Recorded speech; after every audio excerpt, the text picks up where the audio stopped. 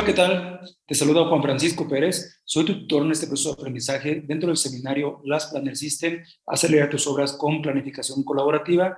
Vamos a dar inicio al módulo de retos y paradigmas en la industria de la construcción. Bienvenido. Para comenzar este modelo de divulgación, para comenzar esta presentación que le tenemos preparado para ustedes el día de hoy, voy a marcar un escenario inicial. ¿Cómo está la industria en nuestra región, en México y en Latinoamérica? En particular, si hoy hablo de México, les quiero comentar que el turismo aporta más del 7.2% del Producto Interno Bruto en la economía del país. Por ejemplo, la Riviera Maya es una de las zonas más conocidas, Cancún, Tulum, región atractiva para muchos turistas y que lógicamente detona la economía del país. Las remesas, por ejemplo, en el caso de México, donde exportamos una gran cantidad de paisanos a Estados Unidos, nuestros paisanos devengan un recurso, lo envían a sus familiares y estos familiares hacen que se detone la economía en la región. También otra de las ramas de las economías que más se mueven en la región tiene que ver con el petróleo, el proceso de producción, extracción, refinación y producción petrolera. Tomen en cuenta que de los 96 países registrados en la Agencia Internacional de Energía, México ocupa el lugar número 11. En el 2004 éramos el número 6, quiere decir que México tiene una gran capacidad de extracción y producción, refinación. Desafortunadamente hemos tenido malas administraciones y no nos va bien del todo. Cuando hablamos de la construcción en lo particular, como en todas partes, como en todo el mundo, la construcción dinamiza más del 60% de las ramas de la economía en el país. Y pongo, por ejemplo, el acero, la madera, muchas de las economías que lógicamente progresan en la medida que hay obra pública y obra privada. Desafortunadamente, en México en particular, no estamos viendo el mejor escenario posible. Desde el 2006 venimos en una caída al grado de que el valor de la producción generado por las empresas constructoras, si bien ha aumentado 0.6 en términos reales, realmente estamos en el nivel más bajo que hemos encontrado en los últimos 15 años. Es decir, construir en México no es la mejor oportunidad en este momento de negocio o de creación de infraestructura. Sin embargo, con esas condiciones estamos trabajando y con esas condiciones vamos a progresar, ¿no? Vamos a salir adelante. Bien, si yo muestro ahora el escenario en una gestión protocolaria de administración, de cómo llevar el control de un proyecto desde el punto de vista externo, les comento que la obtención de licencias o permisos para iniciar o terminar un proyecto de construcción generalmente es complejo ante la gama enorme de requerimientos para actuar. Incluso cuando tenemos una entidad política, un partido político en el poder y también cambian algunos requerimientos. Tenemos una economía un poco confusa porque no hay claridad de repente para poder obtener licencias o permisos requeridos. Si hablamos también del factor económico, de nuestra dependencia económica, por ejemplo, con otras divisas como es el dólar, estaríamos hablando de que nosotros tenemos una alta dependencia ante este tipo de variables internacionales. Hace unos años hemos llegado a devaluar la moneda hasta un 25% ante cualquier contingencia que ocurra en el mercado internacional. Por lo tanto, vamos siempre un poco a la deriva. ¿Qué les puedo comentar adicionalmente con el tema de la corrupción o de la violencia o incapacidad que tenemos para hacer valer la ley? Toda Latinoamérica parece estar siendo desarrollada, siendo administrada bajo las mismas políticas que muchos aceptan, pero otros tantos no. Desafortunadamente, esto es el modelo macroeconómico en el que estamos involucrados directamente en la construcción en nuestro país. Y a nivel Latinoamérica, ¿no? Es uno de los grandes retos que tenemos que trabajar para poder subsanar la problemática y emprender proyectos a futuro. Si yo me voy a los temas de la gestión interna, yo les quiero comentar que esta gestión interna es compleja. Es fácil identificar una obra cuando caminas en nuestras ciudades, cuando caminas en nuestras obras, porque encontramos regularmente calidad eficiente, retrasos constantes, costos excedidos, robo, deshonestidad, corrupción, ausentismo, rotación, desperdicios generalizados, improductividad. ¿Qué les puedo decir? Tiempos ociosos, accidentes, informalidad. Recuerden que tenemos una de las jornadas más amplias en Latinoamérica para poder ejercer, ¿no? Las jornadas más amplias laboralmente. Desafortunadamente, los lunes, por ejemplo, la afluencia de personal solamente es del 30%. ¿Por qué? Porque el resto tuvo un fin de semana divertido y el día lunes llegan indispuestos. Y entre semana, a pesar que tenemos 24 horas de día, no trabajamos más que 8, si bien nos va. Es decir, el 33% de nuestra disponibilidad de jornada de trabajo es lo que realmente lo hacemos productivo. Pero incluso hay muchas organizaciones que trabajan solamente 6 horas, 5 horas, 4 horas. Y no es que la jornada esté planteada como tal, sino que los vicios que tiene nuestro equipo de trabajo los hacen netamente poco productivos.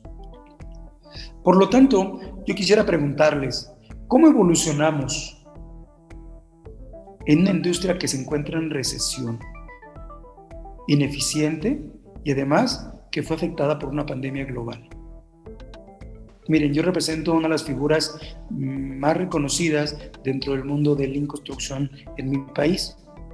Y muchos de mis clientes me hacen esta pregunta en el reconocimiento de que yo debo tener una visión diferente conforme a que atiendo por lo menos una mayor cantidad de proyectos. Bien, les voy a dar un poco de esas alternativas o esas respuestas posibles que podemos encontrar para solucionar este problema. En primera instancia, les voy a hacer mención de Albert Einstein. Albert Einstein es una figura que ustedes ya identifican, un físico matemático de gran trayectoria que dejó grandes aportes a la humanidad. Y dentro de ellos, frases que hoy todavía nos dejan mucho que pensar. Por ejemplo, esta en particular me gusta mucho. Voy a hablar de lo que mencionaba Albert Einstein en sus momentos. Dice así: ningún problema puede ser resuelto desde el mismo nivel de conciencia que lo creó. ¿Qué significa, parafraseando sus ideas? Que es necesario tener un pensamiento fuera de la caja, que es necesario buscar alternativas diferentes fuera de lo común a fin de encontrar soluciones que tradicionalmente no hemos encontrado con los modelos que conocemos. Bueno, en particular, una de esas formas de encontrar soluciones nos la propone este término que estamos viendo en pantalla. Este término fue acuñado por un señor, un escritor, que se llamó Edward Olson Wilson. Consiliencia. Es una palabra que yo les voy a pedir que ustedes registren para que siempre la recuerden. Es una palabra que les va a permitir entender un poco qué es lo que está sucediendo en este momento con esta divulgación masiva de Lean Construction y herramientas disruptivas. Consiliencia es la disposición por voluntad de unir conocimientos e información de distintas disciplinas para crear un marco unificado de entendimiento.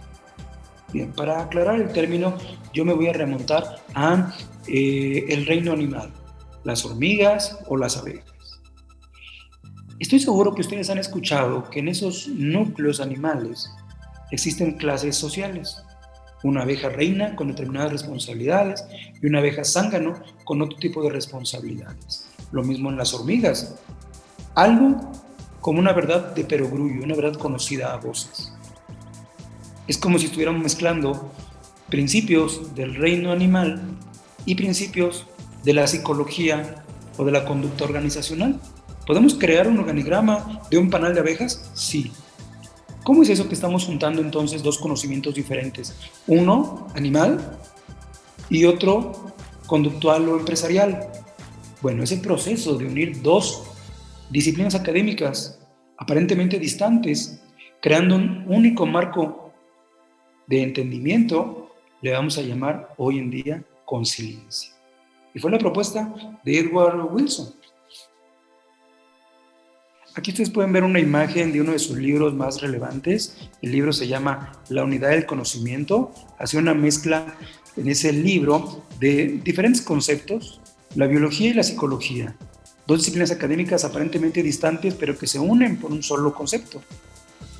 La neurología con la psicología parece estar relacionada, pero también con la biología, con la genética y con la antropología. A todo ello, a esa amalgama de ideas, Edward Wilson le llamó sociobiología. Actualmente, ustedes como profesionales de la construcción también están viviendo una mezcla de disciplinas académicas de diferentes fuentes. Esa disciplina se llama liderazgo consiliente. Pero en particular, ¿cuáles son las fuentes? Estoy hablando de la ingeniería industrial, de la psicología organizacional y de las tecnologías de información.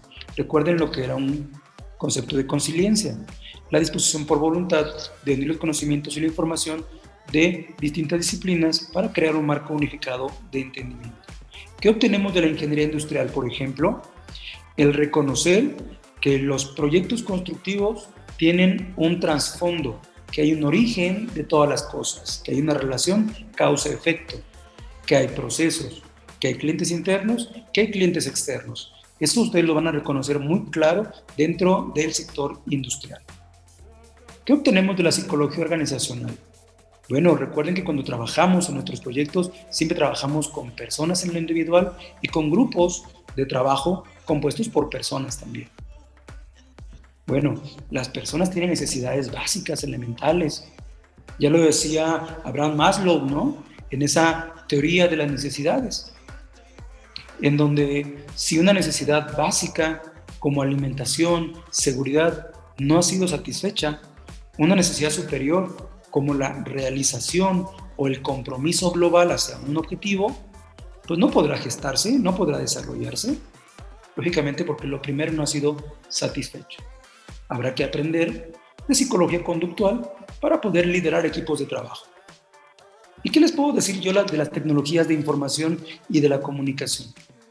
Bueno, esta evolución que tuvo el proceso de la invención del silicón, de los microchips, de toda la tecnología, de los gadgets, de los equipos que hoy hacen maravillas, pues bueno, ha permitido que si le integramos un objetivo constructivo a ese proceso digital, vamos a beneficiarnos de grandes cosas, ¿no? De grandes oportunidades, de grandes estrategias y que impactan favorablemente, reduciendo los tiempos de operación, mejorando la comunicación, estableciendo mejores patrones de control. Por lo tanto, hoy en día, ustedes como profesionales de la construcción son líderes conscientes en la medida que integren principios académicos de diferentes disciplinas. Y lo que están haciendo, literalmente, es un efecto de conciencia.